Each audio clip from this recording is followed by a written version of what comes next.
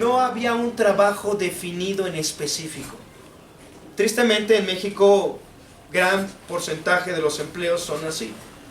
Pero en una verdadera empresa donde se lleva algo que se conoce como el ISO 9000, tú tienes una función específica y no te puedes meter a otra función. Si yo te contraté para ser capturista, tú no te puedes parar de tu computadora. Todo el día tienes que estar ahí. Puedes salir solo a la hora de comida. Y si te atreves a meterte al almacén, estás violando los procedimientos. Estás poniendo en riesgo a toda la empresa. Así que es importante entender que Dios preparó de antemano obras. Es decir, que tu trabajo no es estar picándole aquí, picándole allá, probándole aquí, probándole allá, a ver en qué caigo, en qué es bueno. La realidad es que tú debes conocer esa obra, y antes de que conozcas esa obra, hay un largo camino de comunión con el Señor Jesucristo. Un largo camino en donde tú creces en confianza, y poco a poco, con el correr de los meses y los años, cada vez se va aclarando más esa obra a la cual Dios había preparado para que tú andes en ella. A diferencia de una enseñanza cristiana en donde dicen que primero la ves y luego la haces. La Biblia te enseña que tú primero obedeces, vas renovando tu mente, y al final de todo, yo puedo imaginar a Abel muerto, diciendo quizá, bien, cumplí la voluntad de Dios. Pero él nunca pensó, tengo que morir, tengo que morir, tengo que morir. Hermano, mátame. Jamás pensó eso Abel. Sino que cuando estemos en la presencia del Señor, vamos a mirar atrás, vamos a ser juzgados delante de Dios, y entonces se va a manifestar, bien, buen siervo y fiel. Pero entonces hay un temor a Dios muy importante. Lo que va a ir aclarando esa obra que Dios preparó para nosotros es la fe en el Señor, la obediencia a la palabra, el temor a Dios. Esos son los ingredientes que van forjando y van manifestando la obra de Dios en nuestra vida. Sin estos ingredientes no vamos a tener absolutamente nada. Así que fuimos creados para que andemos en esas buenas obras en Cristo Jesús, y para que seamos celosos de esas buenas obras. Esto nos da a entender algo. Antes de que yo fuera creado en Cristo Jesús, no había buenas obras. Si vamos a Efesios capítulo 2, versículo 10 de nuevo. Efesios 2:10. Porque somos hechura suya, creados en Cristo Jesús para buenas obras. Creados en Cristo Jesús para buenas obras. Esto quiere decir que antes de que yo fuera creado en Cristo Jesús, no habían buenas obras. Y si yo digo que antes de conocer a Cristo, yo tenía buenas obras y habían buenas obras de Dios en mi vida, entonces yo le estoy diciendo a Dios mentiroso. Porque las buenas obras solo pueden provenir en Cristo Jesús, no fuera de Cristo Jesús. Todo lo que no es creado en Cristo Jesús no es buena obra. Todo lo que ha sido creado en Cristo Jesús es una buena obra. Ok, y una vez que yo he creído en Cristo y que soy como ese discípulo que sube al monte, la enseñanza es para mí. Vosotros sois la sal, vosotros sois la luz, vosotros sois como esa ciudad asentada, para que vean vuestras buenas obras y glorifiquen a vuestro Padre. Así que las buenas obras solamente es para los discípulos, quienes han subido al monte y quienes le han seguido, quienes están recibiendo la enseñanza de Cristo Jesús. A ellos solamente Dios les dice, vosotros sois la luz, vosotros sois la sal. Una ciudad que se pone solo para los discípulos son las buenas obras. Vamos a notar la base de la luz y de las obras. Vamos a Mateo capítulo 5, por favor.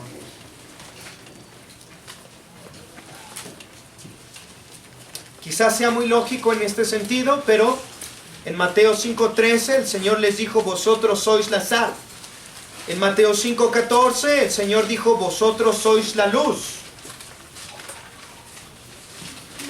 Pero antes del versículo 13 y 14 hubo un 12, 11, 10, 9, 8, 7, 6, hasta llegar al verso 1. Así que en el versículo 1 dice, viendo la multitud subió al monte y sentándose vinieron a él sus discípulos. A partir de entonces entendemos que la enseñanza no es para la gente. La enseñanza es para los discípulos. Y los discípulos son los que han dejado todo para seguir a Jesucristo. Son quienes están poniendo su confianza en el Señor Jesucristo. En el versículo 2 dice el texto: y abriendo su boca les enseñaba diciendo. Verso 3: bienaventurados los pobres en espíritu, porque de ellos es el reino de los cielos. Bienaventurados los que lloran, porque ellos recibirán consolación.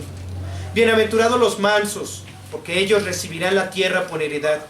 Bienaventurados los que tienen hambre y sed de justicia, porque ellos serán saciados.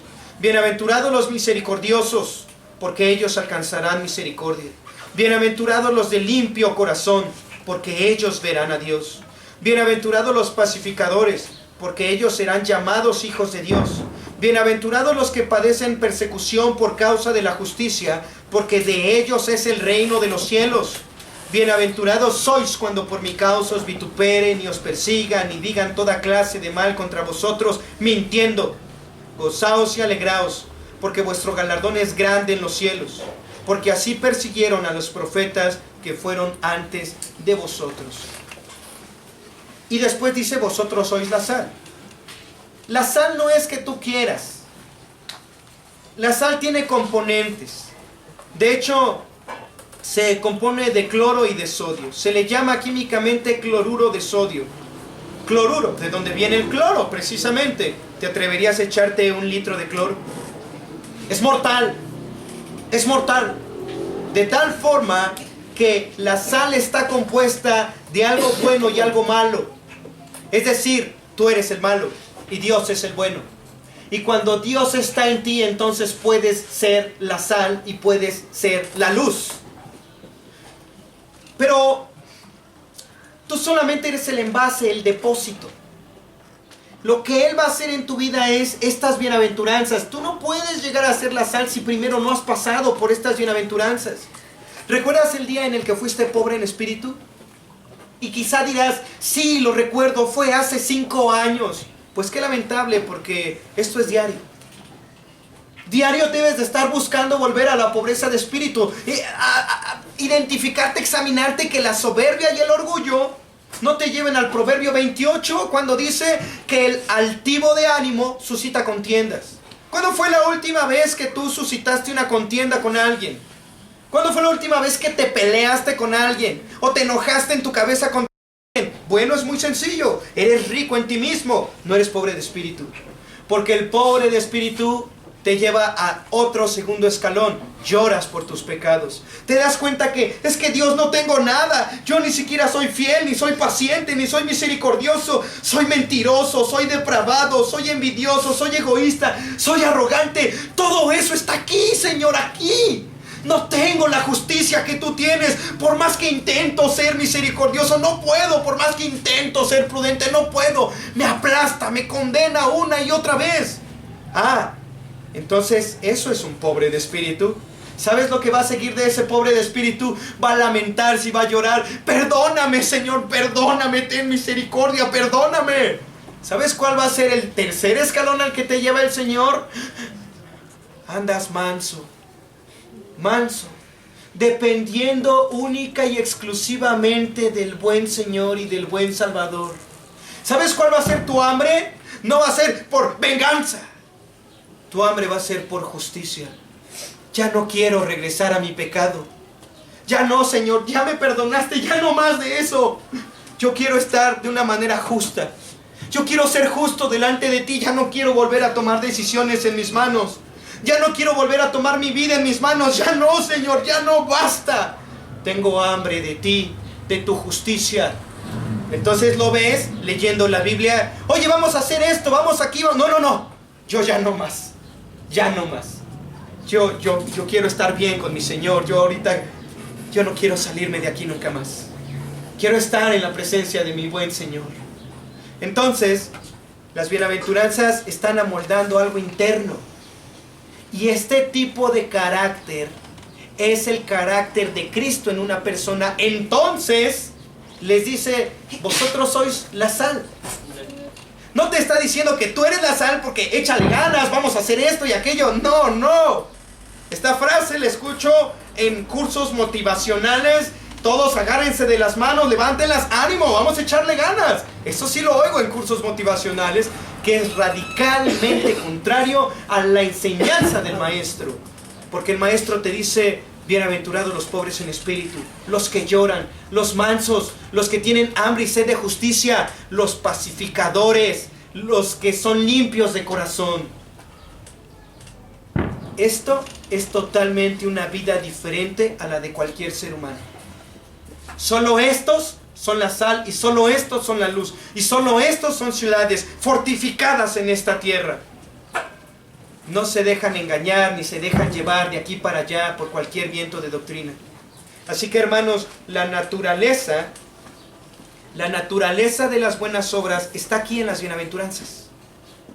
Las buenas obras no son porque tú tengas una idea: ¿sabes qué se me ocurrió? Vamos a poner esto, aquello y el otro. No. La naturaleza de las buenas obras surge de tu pobreza en espíritu. ¿Qué tan rico eres en ti mismo? Tú puedes identificar cuando una persona no es pobre en espíritu. ¿Sabes por qué? Porque va a comenzar a contarte acerca de él. Vas a oírlo media hora y ¿sabes de qué va a seguir hablando?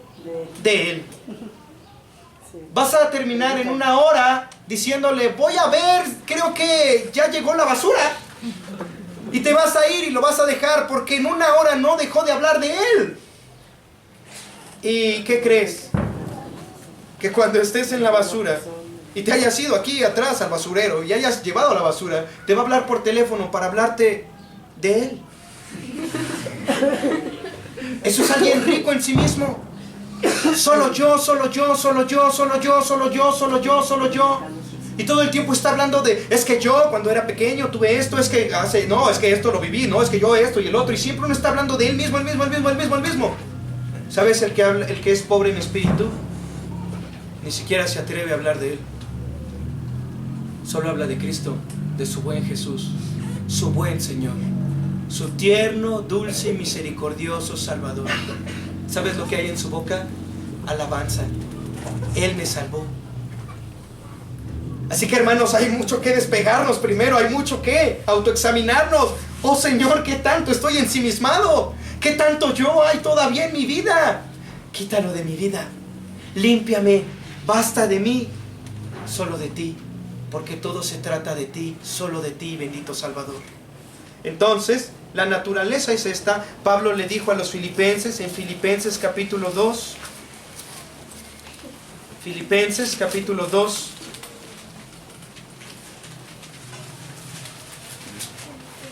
versículo 14.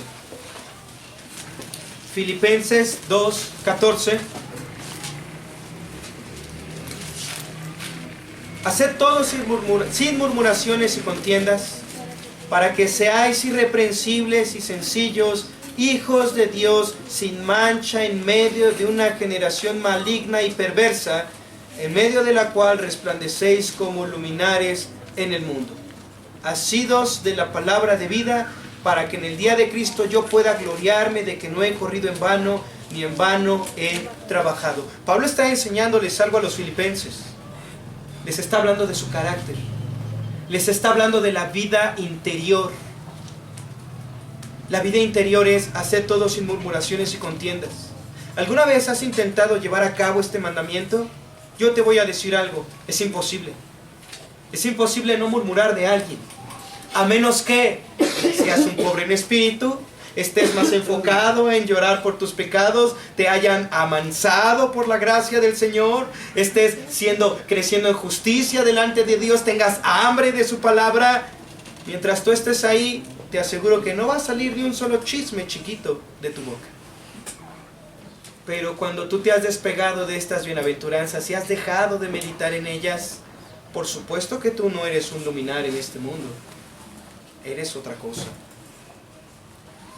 Ahí está la naturaleza de las buenas obras.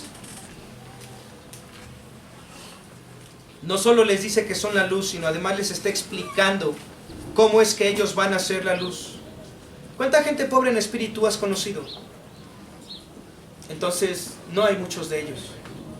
Pero cuando tú conozcas a un pobre en espíritu, te va a alumbrar.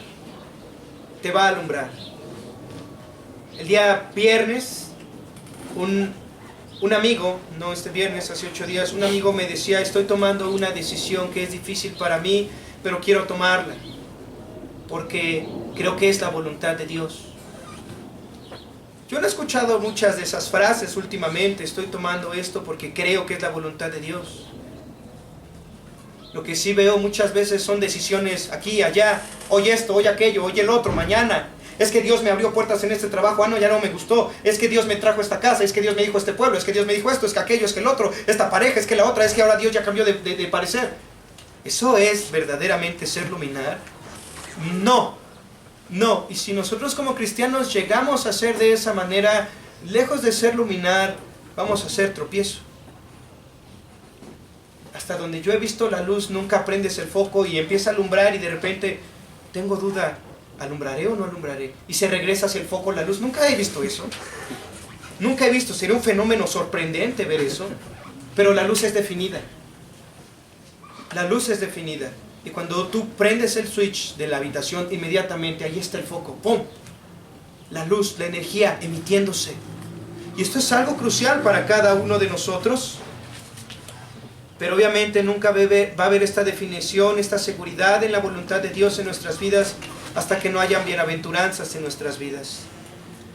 Así que, hermanos, pongamos atención no solamente a la necesidad de nuestro llamado, sino a la naturaleza de estas buenas obras. En tercer lugar, ¿cómo se manifiestan estas obras en nuestra vida? Bueno, quiero que vayamos a Hebreos capítulo 2, por favor. Hebreos capítulo 2, versículo 14. El escritor a los Hebreos está describiendo al Señor Jesucristo. Hebreos es un libro tremendo, hablando acerca de la supremacía del buen Salvador. Hebreos 2:14. Así que, por cuanto los hijos participaron de carne y sangre, Él también participó de lo mismo, para destruir por medio de la muerte al que tenía el imperio de la muerte, esto es, al diablo. ¿Quién participó de carne y sangre? Obviamente el Señor Jesucristo. Él participó de carne y de sangre. Acompáñenme a Hebreos 4:15, por favor. La vuelta a la hoja quizá. Hebreos 4:15. Dice la Escritura: porque no tenemos un sumo sacerdote que no pueda compadecerse de nuestras debilidades, sino uno que fue tentado en todo según nuestra semejanza, pero sin pecado. Es decir, Él participó de carne y sangre, de un cuerpo como tú y como yo. Él fue tentado en todo, en nuestra semejanza humana, pero sin pecado. Y hay más referencias. Cuando tú comienzas a leer Juan capítulo 1, versículo 1, el Evangelio de Juan, van a leer: en el principio era el Verbo, y el Verbo era con Dios, y el Verbo era Dios. Este era en el principio con Dios. Todas las cosas por Él fueron hechas, y sin Él nada de lo que ha sido hecho fue hecho. En Él estaba la vida, y la vida era la luz de los hombres. La luz en las tinieblas resplandece, y las tinieblas no prevalecieron contra Él. Si comenzamos, podemos ver la gloria del Señor Jesucristo en Juan capítulo 1, pero es impresionante que dice el texto, Juan 1:14, y aquel Verbo se hizo carne. Carne, Dios eterno, sublime y glorioso y majestuoso, se hizo hombre. Carne, como tú y como yo. Y vino a la tierra. Y en Filipenses capítulo 2, Pablo le va a decir a los filipenses: el cual, siendo igual a Dios, no estimó el ser igual a Dios como cosa que aferrarse, sino que se despojó a sí mismo. Es decir, Dios deja el cielo, viene a la tierra, viene en carne como tú y como yo, es tentado en nuestra semejanza, sin pecado, jamás peca. Pero no solamente es Dios encarnado, ya de por sí haber dejado la eternidad para venir al tiempo y espacio, a las miserias de este mundo, el tener hambre, el cansarnos, el ser débiles. Ya de por sí eso ya es demasiado humillante para Dios. Pero no solamente se ha humillado al venir entre nosotros, sino que además se despoja de su misma deidad y jamás usa su deidad para conseguirse un mejor trabajo o para que todo le salga bien. Jamás.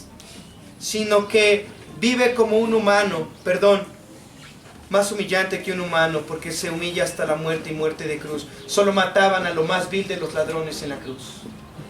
Y en la tierra Él no tuvo una casa, no tuvo una tierra, no tuvo nada seguro. Sus amigos lo abandonaron. Judas lo cambió por unas cuantas monedas de plata, el precio de un esclavo. Él pudo haber hecho demasiado, pero Él se humilló. Y dice que se humilló hasta lo sumo, hasta lo más bajo. Ni siquiera como tú y como yo, sino más bajo todavía. Así que Dios viene a la tierra. Y en esta manifestación de carne, quiero que vayamos a Juan capítulo 5.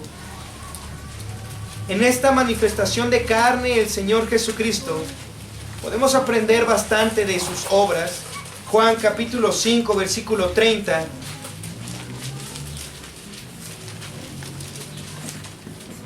Juan 5:30, el Señor Jesús dijo: no puedo yo hacer nada por mí mismo. Según oigo, así juzgo, y mi juicio es justo, porque no busco mi voluntad, sino la voluntad del que me envió, la del Padre. No busco mi voluntad. Cristo se está humillando, pero ¿sabes qué es algo precioso en la pobreza de espíritu? Que es rico. Él oye y Él ve las obras del Padre. Por eso no le preocupaba ni una casa, ni una tierra, ni qué voy a comer, ni cuánto dinero tenemos en la bolsa. Judas, tengo que ir a Galilea, ¿cuánto hay? No, maestro, pues es que tú sabes que ahorita esto y el otro, no. Pues pongan el viaje a Galilea. Vamos a predicar aquí hasta que se junten un poquito más de ofrendas para que nos alcance para el barquito. No. ¿Has escuchado ese texto? Si Dios es por nosotros, ¿quién contra nosotros? La pregunta es, ¿lo has creído? Porque el único que creo que podría decirlo en carne, humanamente hablando, sería Cristo. No porque lo oyó y lo creyó, sino porque lo vivió. Tú puedes verlo caminando, no orando por un asno. Digo, porque no habían autos en aquella época. Tú puedes verlo aquí y allá, sonriente. Alimenten a los 5,000. Señor, pero... no pasa nada, y lo que sobre en las cestas, que nada se pierda. Tú lo puedes ver tan claro, tan tierno, tan poderoso, tan definido, tan precioso. Y puedes ver a Dios en la carne hecho hombre, dándonos un testimonio impresionante de lo que es la naturaleza de las buenas obras. No estoy haciendo mi voluntad, no busco mi voluntad, dice el Señor. Busco la voluntad del que me envió. Ahí está la esencia de las buenas obras. Ahí es cuando Dios obra en estas buenas obras. Acompáñenme ahora a Juan 6:38. Juan capítulo 6, verso 38. De nuevo el Señor Jesucristo dice: porque he descendido del cielo, no para hacer mi voluntad, sino la voluntad del que me envió. Cristo podría haber hecho lo que se le diera la gana, pero ¿sabes cuáles las palabras del Señor? ¿Cuáles son sus palabras? Yo no vengo a hacer mi voluntad, sino la voluntad del que me envió. ¿Sabes? Aquella noche en el Getsemaní Él oró: no se haga mi voluntad, sino la tuya. Sudando sangre en la debilidad de un humano, y jamás dejó de hacer la voluntad del Padre. Porque oía la voluntad del Padre, veía la voluntad del Padre y solo respondía a la voluntad del Padre. Hermanos, estamos demasiado lejos de buenas obras. Por eso a veces me parece muy descabellado o absurdo oír a una persona decir: yo estoy haciendo algo bueno. Se me hace tan descabellado, porque algo bueno solo es lo que Dios hace. Juan capítulo 10, versículo 32. Juan 10:32. Jesús le respondió: muchas buenas obras os he mostrado de mi Padre, ¿por cuál de ellas me apedreáis? Las buenas obras son del Padre. Las buenas obras son del Padre. ¿Cuáles buenas obras podemos ver del Padre a través de Jesucristo? Él sanó, limpió, predicó, enseñó. Y cada que Él hacía eso, la gente glorificaba a Dios. Es gracioso escuchar a veces a alguna persona que dice, pues yo no soy tan malo como él, y pues yo he hecho esto bueno. Y ahí los ves vanagloriándose, hablando de ellos mismos. Pero al final, ¿sabes cómo puedes ayudarle a darse cuenta que no son buenas obras lo que está haciendo? Es, gloria a Dios por lo que estás haciendo. Pero, ¿cuánta gente está glorificando a Dios todavía por lo que les has ayudado? Que te responda. Quizá te diga, ahorita vengo. Voy a contarlos, porque no recuerdo alguno. El fruto de una buena obra es que glorifiquen a Dios, no a ti.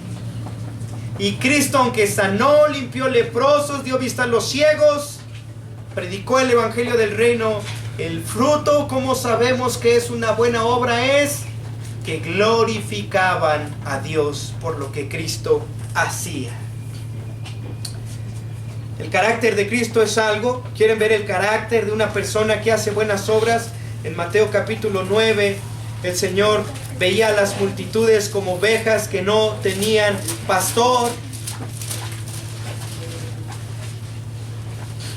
Versículo 36, Mateo 9, 36. Y al ver a las multitudes tuvo compasión de ellas, porque estaban desamparadas y dispersas como ovejas que no tienen pastor. El fruto exterior para saber que es una buena obra es que glorifiquen a Dios. El fruto interior en una vida es compasión. Es compasión. Cristo tuvo compasión de ellas, de las ovejas. Estaban dispersas como ovejas que no tienen pastor. Hasta que en tu corazón no haya este cambio y brote, emana, salga como ríos que desbordan, como cascadas o como torbellinos de manantiales. Hasta que no brote la compasión de tu corazón, quizá aún todo lo que estés haciendo sea heno, hojarasca y madera. Se va a quemar. Se va a quemar. Te voy a decir por qué la compasión. Dios vino a la tierra. Y cuando vino a la tierra, Él tuvo compasión. ¿Recuerdas cómo obró Dios con Jonás? Jonás ve a Nínive y Jonás se fue a Tarsis. Entonces vino una sacudidita y lo echaron al agua. Vino un gran pez, se lo tragó. Ya llegamos, sales aquí, lo descargan en Nínive.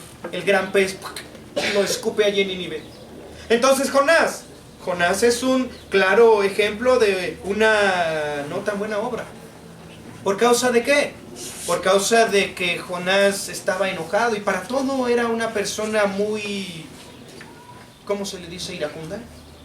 Entonces Jonás no quería predicar, termina predicando, el pueblo de Nínive se arrepiente y al final Jonás termina de predicar, se sube para ver a la distancia, ya prediqué, voy a esperar fuego del cielo, ¡pah!, que los consuma.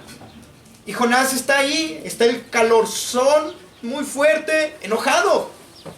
Dios, te estoy contando el tiempo, ya les prediqué, ¿a qué hora cae el fuego? ¿Para eso quería que vinieras? ¿Para eso querías que viniera? ¿Para que no les hagas nada? ¿Por eso estuve 3 días y 3 noches en el pez? ¿Para nada? No puede ser posible. Bueno, la actitud de Jonás no es la actitud compasiva que tenía el Señor Jesucristo. Así que el Señor le muestra lo que es la compasión, porque aunque hace crecer la calabacera y la seca el Señor, al final del libro de Jonás, el Señor le dice a Jonás, Jonás, tú tuviste compasión de una calabacera que se secó, tú ni siquiera la hiciste crecer, en un día creció y en una noche se secó. Y yo no podría tener compasión de los ninivitas, que no saben discernir entre su mano derecha y su izquierda, es decir, no saben lo que es bueno y lo que es malo, no tienen la ley de Dios, no tienen la Biblia, están perdidos en sus delitos y pecados. ¿Y no voy a tener compasión de ellos? O sea, ¿tú quieres venir nada más y destruirlos? Por algo te envié, porque quería que se arrepintieran y sabía que se iban a arrepentir, por eso te envié, para que yo tenga compasión de ellos. ¿Sabes qué hay en el corazón de Dios? Hay una ira, pero hay una compasión impresionante. Una ira contra el pecador que no se arrepiente y que va a ser condenado al infierno, pero hay una compasión tan tierna y tan tremendamente dócil Como Washer alguna vez decía de aquella madre que tenía a su hija y esta hija se portó mal y le abandonó a la madre y se fue y anduvo haciendo otras cosas. ¿Qué hizo la madre? Quizá no fue como ese padre del hijo pródigo que se quedó esperando. Lo que la madre hizo fue salir y poner fotografías por todas partes, con un texto que decía en la hoja: hija, vuelve a la casa, vuelve a la casa. Esa es la compasión de nuestro Señor y Salvador. Ven, ven, ven, vuelve, vuelve, vuelve. Hay una ira tremenda que oscurece, pero antes de que tú vengas, Él ya salió a buscarte, porque dejó el cielo, vino a la tierra a buscar lo que se había perdido. Así que vemos en el corazón de Cristo la manifestación de todas las buenas obras que hizo en la tierra. Ese corazón compasivo que se manifiesta en el libro de Jonás, pero aún más en la persona de Jesucristo. Tanta ternura y tanta compasión de un Dios iracundo. Esto es una paradoja. Es una paradoja, porque Dios está airado contra el impío todos los días, pero ha dejado el cielo para venir a buscar a sus escogidos. ¿Serás tú uno de ellos? Así que vamos a terminar con esto. La naturaleza o la manifestación de las buenas obras son por Dios. Lo manifestó en Cristo y ahora lo va a manifestar en nosotros. Vamos a Juan capítulo 14, por favor. En Juan capítulo 14.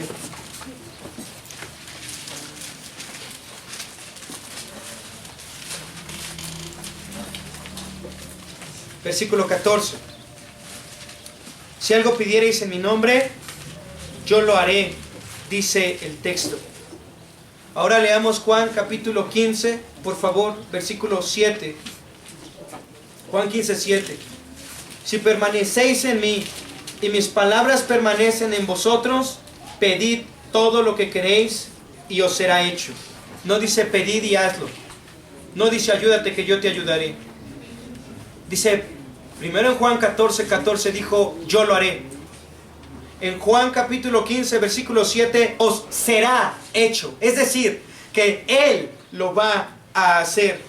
En Juan capítulo 17, versículo 23, el Señor Jesús dijo, yo en ellos y tú en mí, para que sean perfectos en unidad, para que el mundo conozca que tú me enviaste y que los has amado a ellos como también a mí me has amado. Yo en ellos. Esa es la manera en la que Él va a hacer las obras en nosotros. ¿Cómo? Por eso es tan importante recibir a Jesús como el Señor y Salvador. Porque Él es misericordioso afuera. Él hace salir el sol sobre buenos y malos. La lluvia cae sobre justos e injustos.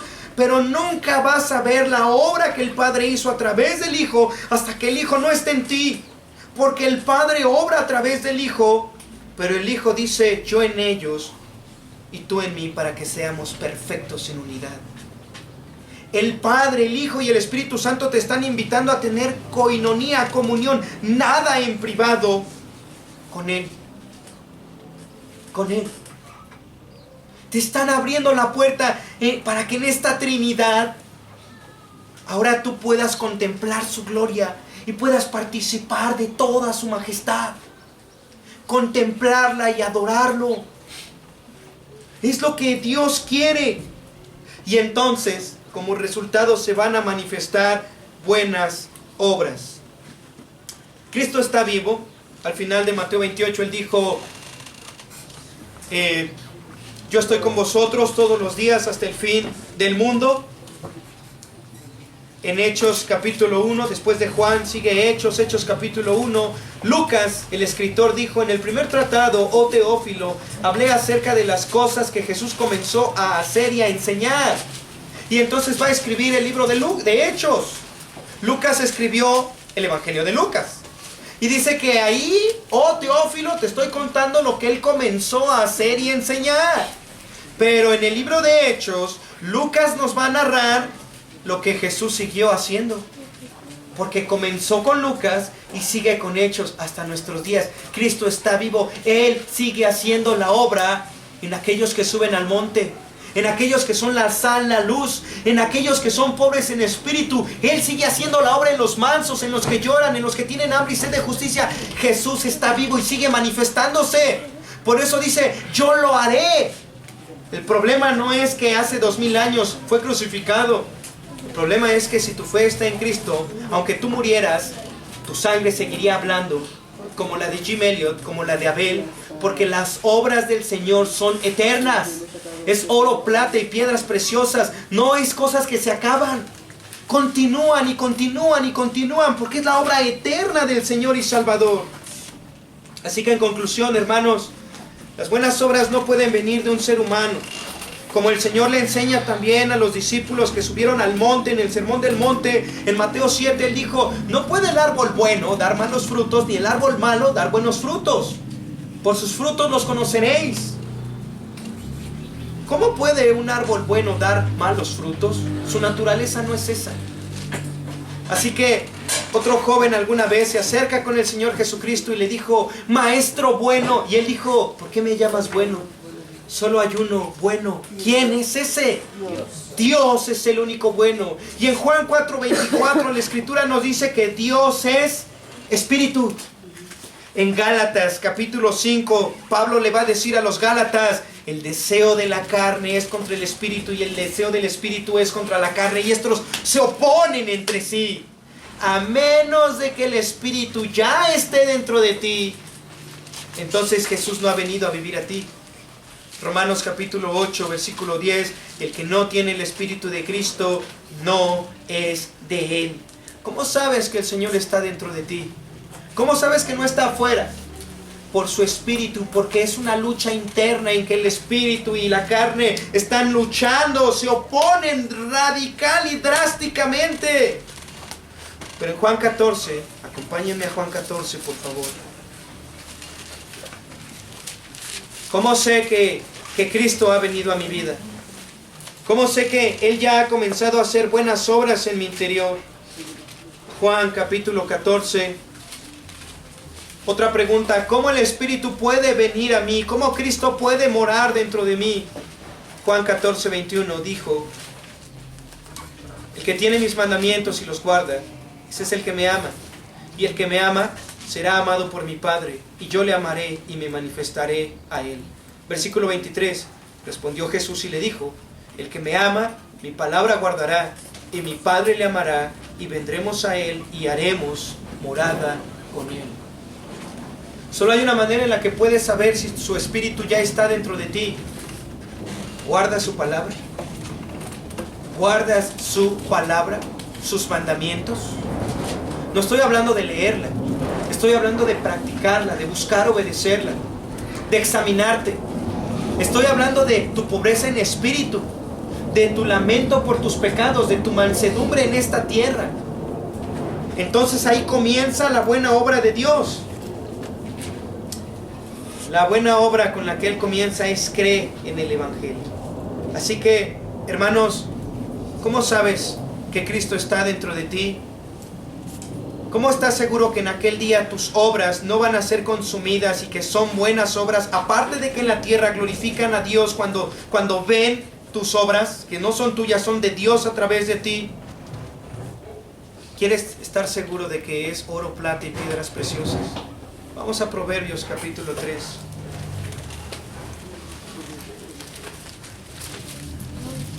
Proverbios capítulo 3.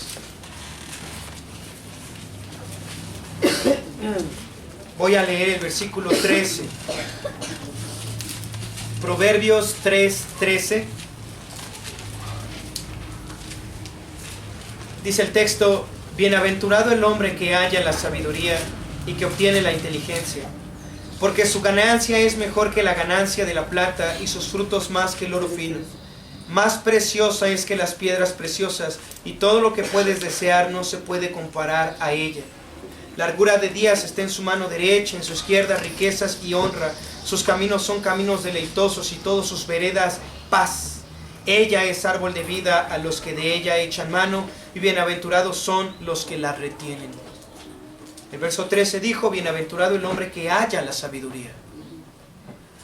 Ya hallaste la sabiduría. Y todo el libro de Proverbios te está hablando de la sabiduría. Pero te voy a dar una pista. En Proverbios 8 dice, yo la sabiduría habito con la cordura y la inteligencia.